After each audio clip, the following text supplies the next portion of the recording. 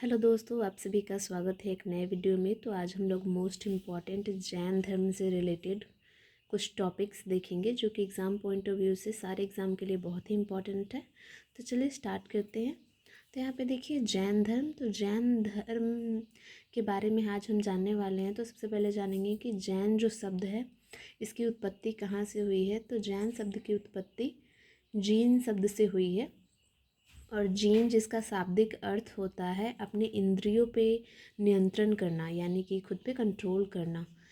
तो यहाँ से जैन धर्म की तो यहाँ पे स्टार्ट करते हैं। जैन धर्म के जो संस्थापक थे वो ऋषभ देव जी थे, जो फर्स्ट तीर्थंकर हुए जैन धर्म के।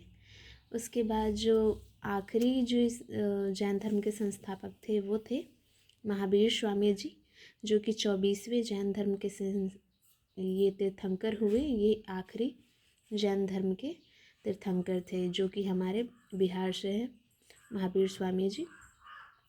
जैन धर्म का जो अंतिम लक्ष्य था वो था मोक्ष की प्राप्ति करना, मोक्ष को प्राप्त कर लेना, ये उनका अंतिम लक्ष्य था।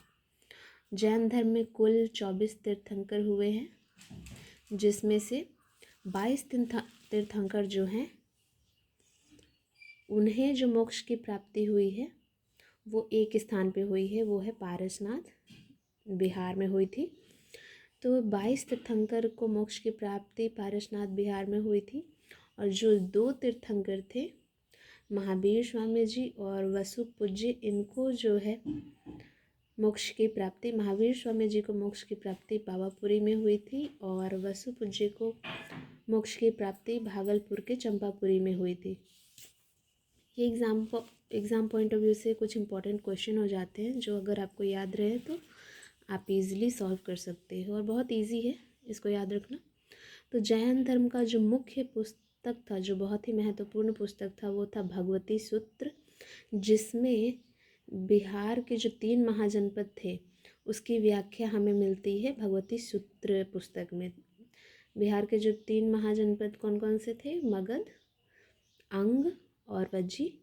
ये 3 जो महाजनपद थे इसकी जो उल्लेख है, व्याख्या है, वो हमें इसी पुस्तक के अंदर मिलती है भगवती सूत्र में। और जैन धर्म में ही पंचशील का सिद्धांत दिया गया था, जिसमें था सत्य, अहिंसा, असत्य, परिग्रह एंड ब्रह्मचर्य। जिसमें से पहले के जो 4 सिद्धांत हैं, सत्य, अहिंसा, असत्य और परिग्रह, ये 4 हमें जैन धर्म के जो 23वें तीर्थंकर थे पार्श्वनाथ जी, उन्होंने दिया था। ये 4 जो हमारा सिद्धांत है।